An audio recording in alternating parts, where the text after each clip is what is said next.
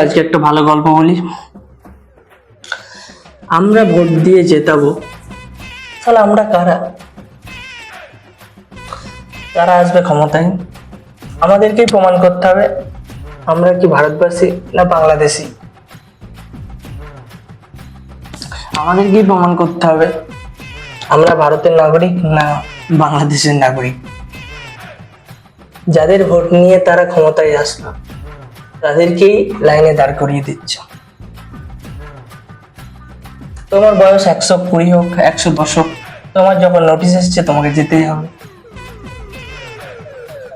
তাহলে তাদের ভোট দিয়ে জিতিয়ে আজকে তারাই বলছে তুমি ভারতীয় না বাংলাদেশি।